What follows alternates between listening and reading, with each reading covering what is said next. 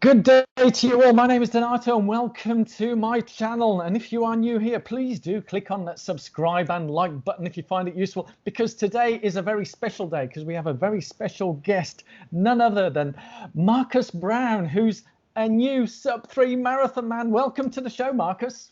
Donato, thank you for having me on your show. It's a pleasure to talk to you. I tell you, it's great actually seeing.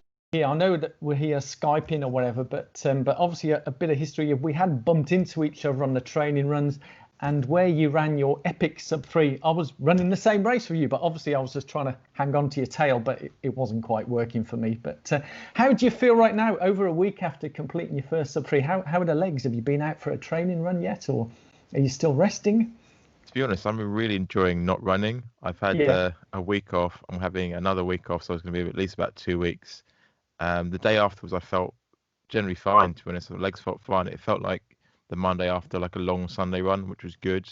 But I think it's just nice to have that mental and physical break, just to recharge, allow yourself to sort of celebrate the win, because training is hard and you could do other things. And I want to sort of come back fresh, ready to go again. So I've really enjoyed not running. I mean, I've not missed it. So. I was going to say, after that day as well, the weather wasn't the kindest for us, was it? No. And it's I have to say, hats off to you in such challenging conditions for one. And I know that you're the kind of guy. It wasn't your first attempt to try a sub-3. I did see on your social media that you had a number of other attempts. So you kept battling and battling. So it must be a brilliant feeling to finally have done it. And it was awful weather, in terms of the crosswinds and the torrential rain, and it being flat and a loop course. I mean, it was like everything was being thrown at us, wasn't it? You name it. It was not the best. And to come in and finally get your sub-3, you must have felt amazing. Yeah, it's been a journey for sure. And in regards to weather, I ran Boston 2018. So even though I thought, the weather was pretty awful for this race, I remembered I sort of said to myself, look, you've run Boston 2018. So if you can run that, then you can run this. So that kind of settled me for sure. And yeah, you're right. I mean, last year I put my goal out there on social media that I wanted to run sub-3. I think I ran 3:22 in New York the year previously. So there's still some work to do. And I tried it 3 times. It didn't quite come off, but I've learned something about myself in each time. And that's the thing about life. Sometimes you might not get it first time, but that's not an excuse to quit. You just keep going and you just learn from the previous experiences. So I'm really glad that it sort of came through in this race. And as much as people think, getting sub-3 is like this sort of procession, the race had its challenges and it wasn't straightforward, regardless of like the paces you've done. The weather was, like you said, was pretty difficult. We had like the crosswinds, then it sort of changed into headwinds towards the end, and that was pretty rough as well. So just glad I could get it done. One of the things I've got to say, Marcus, I'm not just saying this because you're on the show, and by the way, I completely forgot to mention, if people want to find you on social media, you're known as Marathon Marcus. Is that right? Yeah. And also you have a brilliant podcast, A Runner's Life. Yeah. How can they find your podcast? I'm guessing you're on iTunes, and do they just iTunes, search Spotify. A Runner's Life? Yeah, exactly that. So iTunes, Spotify, Google, all the usual platforms, search A Runner's Life, and you'll find me. And you've had some amazing guests. So yeah, thank you so much for that. But in terms of you saying with the wind, and you were there at Boston as well, that was, I think it was fondly known as, I saw one American guy, and apology, I don't mean to offend anyone, but they used the word, I think it's an Americanism, they called it the pisser, as in it was pissing down with rain. Yeah. And I didn't realize you were there as well, and that was my first Boston. And I thought, because we had the snow at the start from the night before, didn't we? So it was cold. Yeah. And it was blowing a gale. I think I had the same thoughts as you. As you think, if we can get through that, it's almost like we sense challenges, a bit like life, isn't it? Yeah. We have challenges and we overcome them. But that was one brutal run, wasn't it, Boston? That's horrific. Let's not sugarcoat it. It was terrible from start to finish in terms of the weather. It was just like consistent, just rain, wind, just like, it was those kind of days that you look outside and you think, no, I'm just going to treadmill today. But we already got out of there, so we were stuck. I mean, I don't know, how do you prepare yourself mentally for weather like that?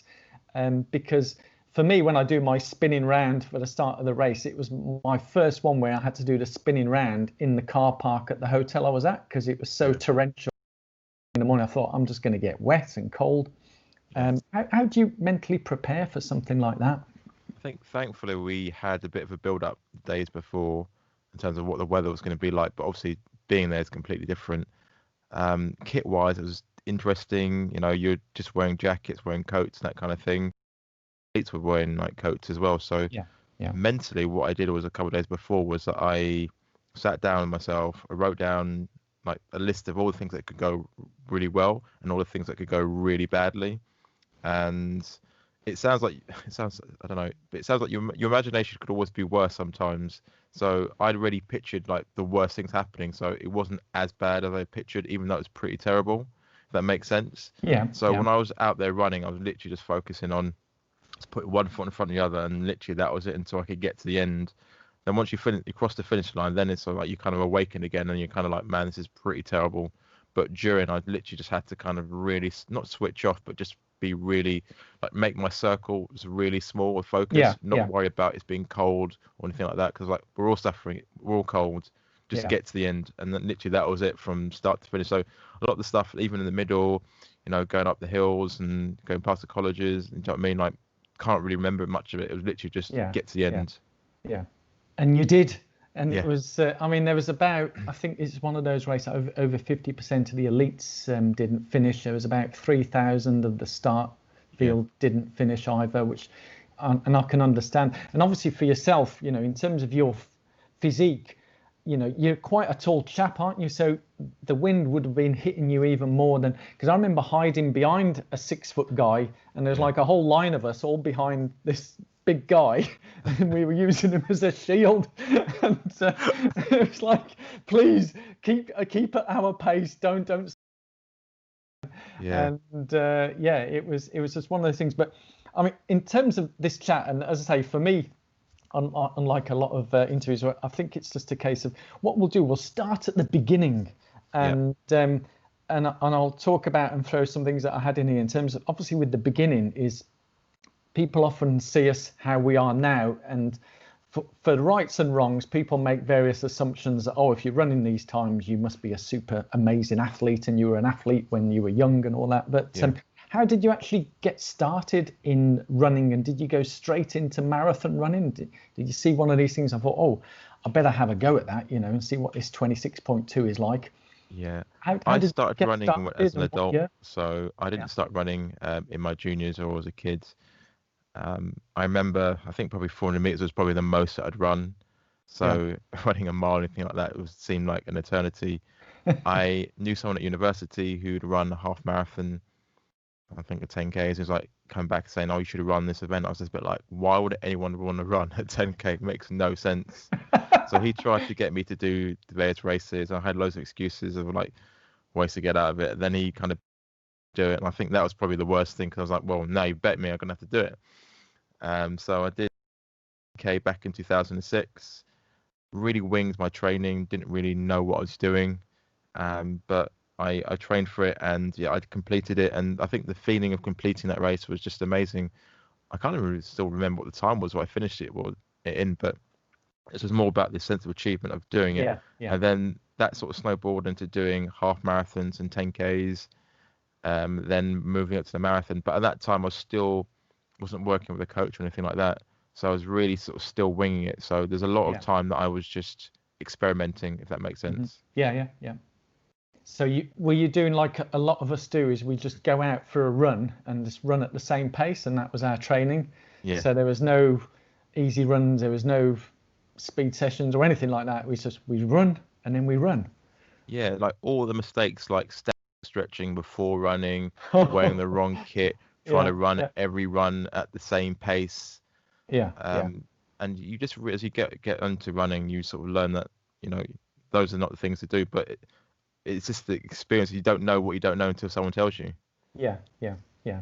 And often we tend to think that, well, this to run faster, you just got to run fast. Yeah. And you know, especially when it comes to endurance running, we often find out that it's actually the slow runs that help us to run faster.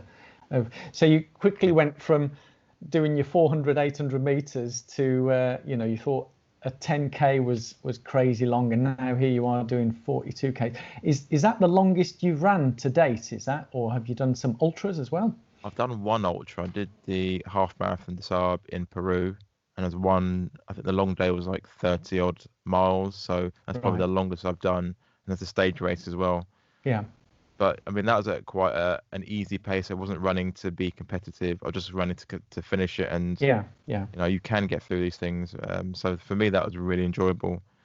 But I think, that's probably the only experience I've had doing an ultras. But I think for me, the primary goal, the thing that really interests me is just the marathon distance, because I think it's still long enough to be a challenge, but things can still go wrong. Whereas Yeah. you can push in like a 5K or a 10K or whatever, and you might not blow up in the same way. There's that Yeah. fine line. So I think for me, it's still that challenge of the marathon. That's why it sort of holds such special place for me personally.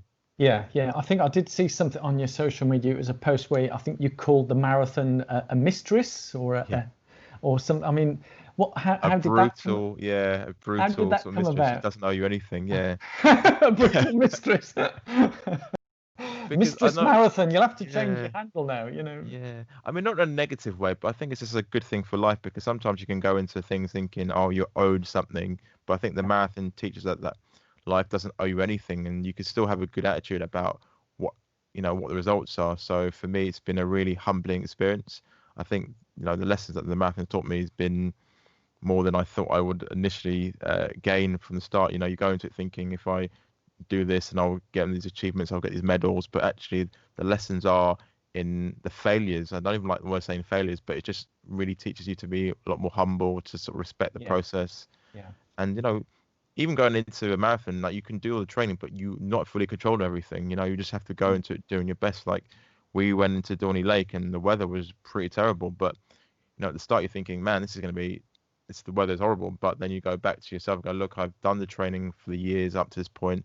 All I can do is my best, and that's what I'm going to do. As long as I give yeah. my best, that's what matters. Yeah, yeah. It's interesting you mentioned the word failure, and sometimes we can be a bit harsh on ourselves. Yeah, And I certainly learned after finishing that whilst I didn't achieve my goal target, there was just so many factors leading up to it, and on reflection, it was actually brilliant. And as you say, sometimes we tend to go through, and it's not more the failures, it's more lessons that we learn. A yeah, bit like life, don't you think? yeah.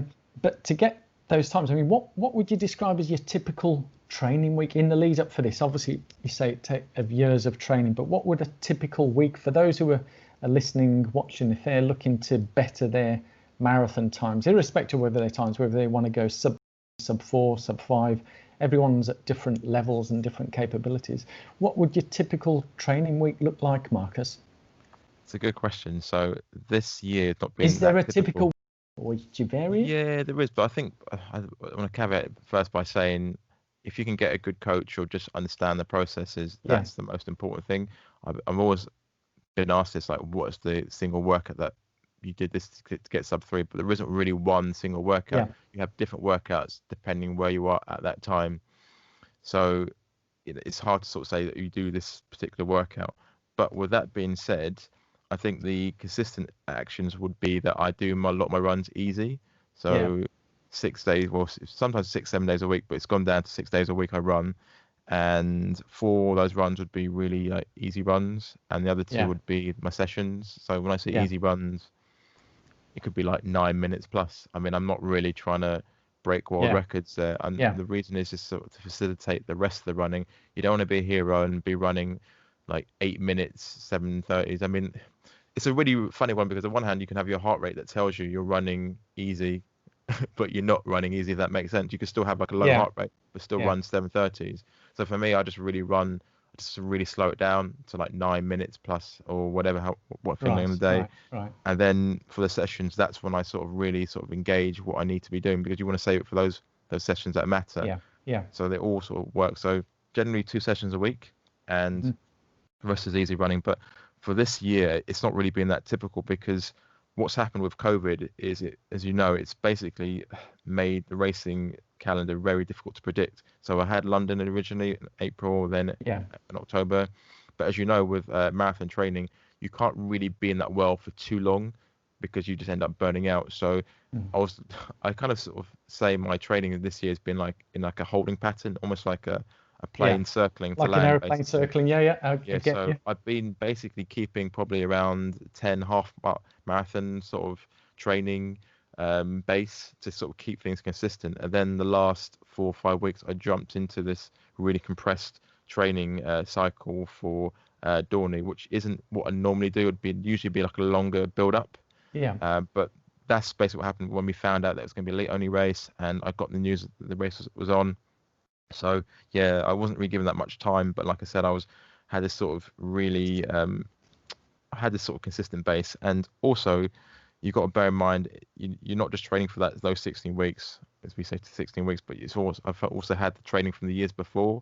yeah. I've been working as a coach for come up to like 3 4 years now, so Okay. it's been when people look at it and be like, yeah, it's all right for you to run that. You've got to bear in mind that I was running 4 hours plus marathons, really winging, not really understanding what I was doing, and it's taken Mm, me like mm, several years of literally just training week in, week out with my coach, mm. just suspending my own belief and just trusting in the process. Yeah, And yeah, things have happened. Some things have happened quicker than sometimes things have happened slower than I would have liked, but that's just life, really. You just stay consistent. yeah, yeah. So the key thing is consistency and persistency. Really, you Yeah. persisted and never gave up. You mentioned about a coach. How important? And you can mention his name. And how important do you find having a professional coach helps you? Yeah, so my coach is called John, and he's on Instagram at Stazza Stable. I think having a coach, you've just got to find the person that's the right fit for you, really. And I think it's like almost like a marriage, really. You don't just quit when it gets tough. So you got the mistress and the marriage. Yeah, go on. Yeah. Okay, let me clarify. There's no mistress in a marriage. Just the marriage. There's no I'm mistress. joking, Mark. Okay, Yeah. that's good. That's good. Yeah. Okay, yeah, So yeah, it's just like you want to have the sort of relationship, a strong relationship, and you want to sort of keep that solid. I think one of the things I see with some people on social or whatever is they work with the coach. All right, fair enough, it might be personality, and there's certain things that may be fundamentally wrong that you may need to change. But overall, I think a lot of people leave their coaches too soon when you really need to give them like a longer period of time yeah, just to make it work. And when I say like a long period of time, like my coach said, like you probably give us several years to see what happens. I was like, okay, cool. Then once you have that in your head, then you're like, okay, yeah, whatever happens, ups, downs, I'm just going to go through it because you will have training runs, you will have races that don't go so well. Like last year, I could have easily said, oh, forget the coach, he doesn't know what he's doing. mm, But at mm, some point, you've got to take responsibility for yourself. Do you know what I mean? Like, yeah, yeah, it's not always the coach's fault. Like, for example, in New York, I should have run a sub 3 hour marathon. I ran 3 hours and 19 seconds. But when I look back at it now, I can see that I got my pacing wrong. I went out way too quick in the first half and then really mm, struggled at the end. And anyone that's run New York knows that you yeah. really need to save it until you get to Central Park. That hill at the end. Yeah, so yeah, that's just one of those things really. But so I say get a coach, and they're very important. They can, although you can do it yourself and all that kind of stuff, Yeah, which is yeah, fine. And I've done my coaching badges as well. Nice working with someone else to sort of not always have it on you, to get that yeah, other experience, yeah. to speak to other people and try something different as well. So Mm. It's almost essential, as you said. It's years. I think I still astonished how people seem to think, oh, you get a coach and then things happen within 3 or 6 months. yeah, Um, which can and can't, but we all know, without stating the bleeding obvious, and I'm not sure you appreciate it, Marcus, is it does literally take years yeah, of training to get to these level. And you know, whilst myself I've only been running 5 years, 4 years, is and not all of that has been marathon running. Is it does take years of consistent training, and I see many people where it's only after say 2 years of persistent training do the times start improving. yeah, And I think a lot of people, as you've mentioned yourself, sometimes people just give up, whether they have a coach or not. They sort of give up maybe after 6 months or a year, and yeah, really that's just the foundation to move on. But you yeah, mentioned NYC, yeah, New York Marathon, and I've got to say that's one of my favorite marathons for many reasons, yeah. and Americans know how to put on a party, don't they? Yeah. Yeah. And you're wearing your TCS NYC marathon top as well. I should have put mine on. We should have prepped, and we could have been wearing the same New Balance tops. But one of my fondest memories. I mean, you mentioned. I mean, NYC, like Boston. I think those two are regarded as the toughest, the two toughest of the 6 majors. Which Yeah. you've completed all 6 majors. Is that right, Yeah. Marcus? Yeah. Yeah. Which is a brilliant achievement. But of the two, which would you say is the toughest between Boston and NYC? I think it's hard to say because I think with Boston, I think it's skewed by the weather. So I would like to run Boston again. Yeah, But I without the think, rain and wind. yeah, I think Boston's is challenging because the first half you're running mostly almost downhill, so you're kind of Yeah, almost decelerating and you're still excited and you got to try and save that. Then it obviously gets your quads towards the end. yeah, I think New York is a challenging race because you have to run it in different parts at different like paces. Like the first mile you're going uphill, so when mm, people look at your paces it looks like you're going really slow, and then you start picking up because it starts going downhill and it's just like yeah, up down towards the end, and anyone looking at your paces think what's happening, whereas if you're running yeah, like a yeah. Berlin or Chicago you can sort of dial into your pace and hopefully That's keep it right. consistent. Yeah, yeah, I just think it's down to sort of personal preference, really. I think all the American races are like phenomenal. If I had to run with my head, I would run Chicago and Berlin every year. But for my heart, it's New York because New York is the one that started the journey for me to run the 6 World Marathon Majors. It is really challenging, like you say, between that and Boston, and it depends on who you speak to. But I think they're both pretty challenging in different ways, yeah, yeah, because you just have to really manage how you're running your paces, and they both have the uphills. I mean, the bit from like New York, for example, I'm still trying to get it right. I still want to go back there and see if I can still get it right. I think that's we're all trying to find that little bit of perfection, which doesn't really exist, but it's a lot of fun trying it You, anyways. you've got to keep trying. So you've done NYC more than once. You say that was the first one of your 6 majors, Yes, I've done it NYC? 3 times. Yeah, Wow, wow. I mean, when was your first one? What year? 2016. 2016. Because Yeah, one of my vivid memories of NYC was, I mean, I mentioned it before we started the recording, is I'm running along and obviously the Americans are so loud, aren't they? I mean, they're amazing that I had yeah, people jumping en route and running with me, especially on that hill up to Central Park, because I yeah, was obviously slowing down and people could see that and they're running along with you and shouting and cheering. They're just random strangers. And it is pretty amazing. But one of the things I remember was I'm running along looking up, and there was this big billboard, double billboard, and there was a picture of a guy with his arms out, and there was like a caption underneath. And who was on that massive billboard in New York City? It was you. I know. How did that happen, I Marcus? don't know. It's crazy. So I was I running. mean, it's I don't know. what, and you have such a recognizable face, you know. So when I saw you we were out train. I've been out training in Victoria Park in East London, and you're out Yeah, training, and when I saw you, I thought that's Marcus, isn't it? And obviously you probably thought, who's this crazy guy with his GoPro doing his training runs?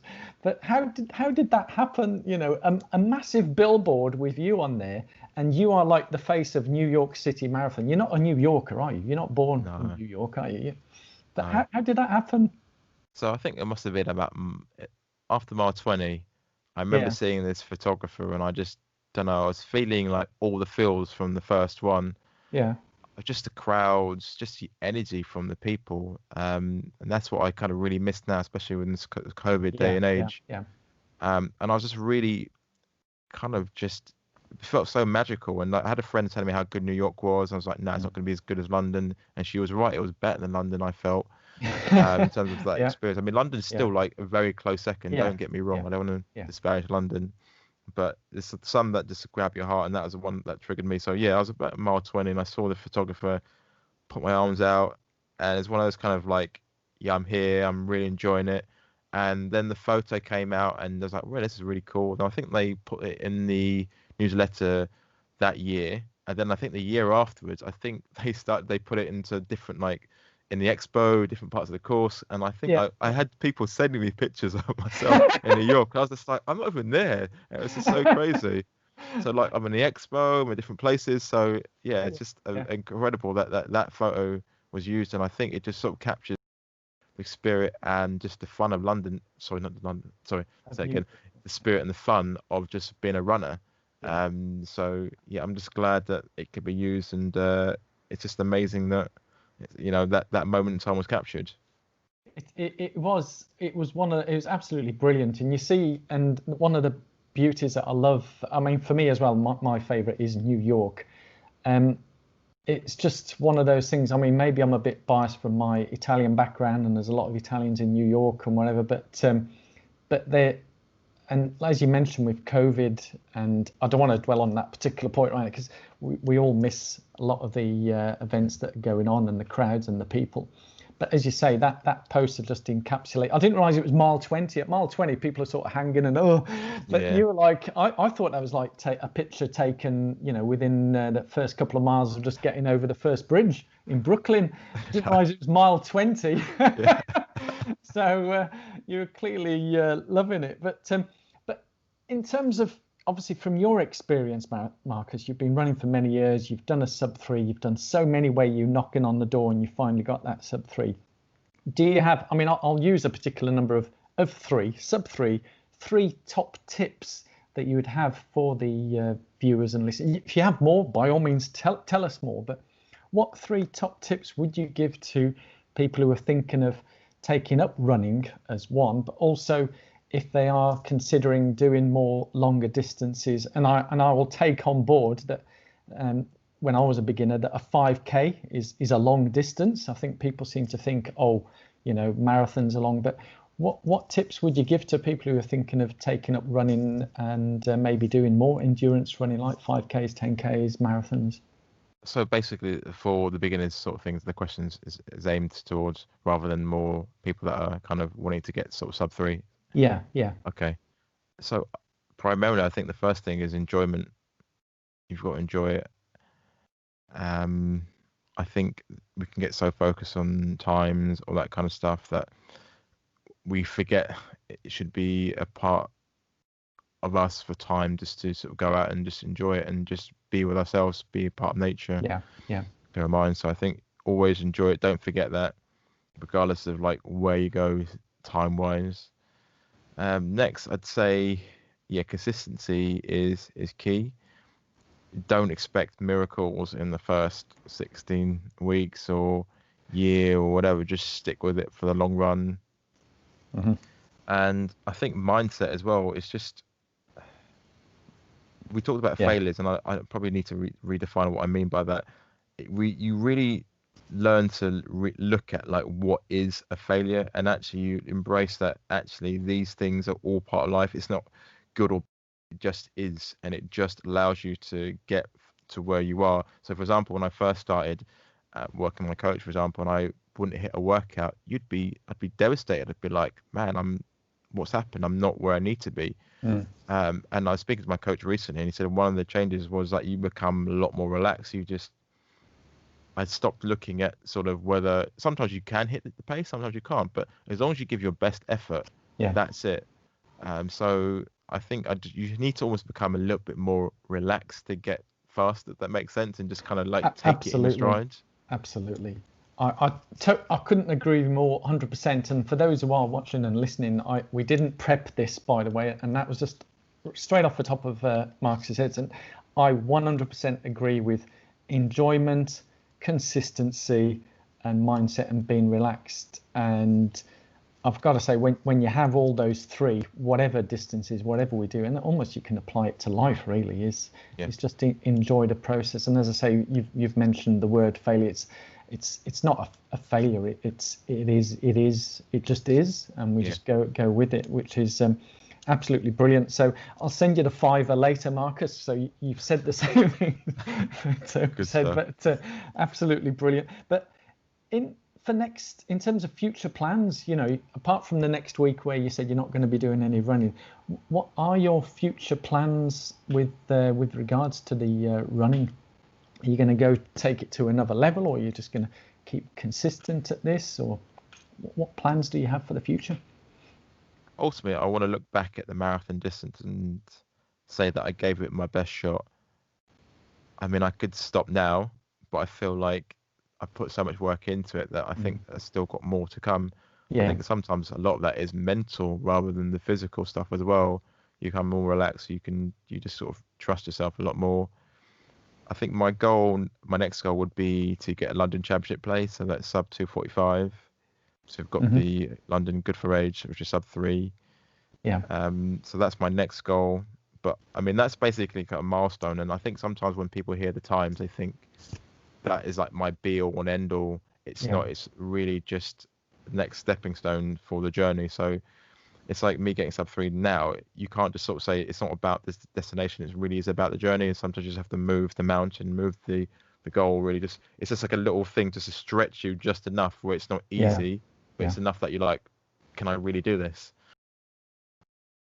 Sub 2:45 is a next step. But the challenge that we've got next year and this year, obviously we don't go on about it, is just the current situation that we find ourselves in and the impact on the races. I've got the London Marathon next year in October. And a lot of the majors of Boston at this time have gone to that sort of part of the year, but who knows whether that's going to happen. So we are really in that kind of really weird place of like trying to train for something but not sure whether it's going to happen. So for me, it's really about just staying consistent. I think that's one of the beauties of this year is, if you can get through this year and get a PR, then that's amazing. And also if you can get through this year with the uncertainty, but still keep showing up, like when things go back to a relative degree of normality, it gives me such a boost of confidence of what I can do next. And this is the fun part of being a runner. I mean, just enjoy and embrace the challenges. Yeah. What keeps you motivated during this time, Marcus? In terms of obviously races are being cancelled left, right, and centre. We can't really prep with certain dates. What keeps you motivated? What keeps you going? I know it's going to sound weird, and I'm not sure a lot of people will really understand this, but I quite enjoy parts of this year in terms of the challenge that it's been, the uncertainty. I quite like the fact that you could either kind of be like, oh, what am I going to do? Or you can really sort of just let it be and just sort of see what's going to come from it. And don't get me wrong, I've not been like that for the whole year. Like when London was kind of postponed initially, I was kind of like, what's next? But then I just settled into it and was like, this is what it is. Just embrace the challenge. And the more I've embraced it, the easier it's become. I mean, obviously it's not easy in terms of like people are losing their jobs and it's, it's a health situation. So I'm not trying to belittle it, but in terms of the running, in terms of that uncertainty, for me, it's actually been quite good because I think if I can get through that, then it's a great thing. But that's probably more so now. But ultimately, to answer your question, I think I just want to see how good I can be as a runner within the marathon distance. I want to look back and say that I gave it my best. Yeah. And I feel like I'm getting closer to sort of see what that will be like. And it's also amazing to sort of step back and just be like, my first marathon was like 4:15, but my slowest was 4:55. Yeah. And it's amazing to look back and be like, yeah, I was a 4:55 runner, and look how good I can be. Yeah. And it's just nice to sort of prove yourself right, rather than listening to kind of the detractors and just not trusting yourself. It's an amazing feeling that you can know that you've done that yourself off your own back, off your own steam, and you trusted yourself when you didn't need, when you could have just stopped way back when. I remember when I did 4:55 in London, I felt so weak. I mean, I did all the rookie mistakes. I ran way too quick.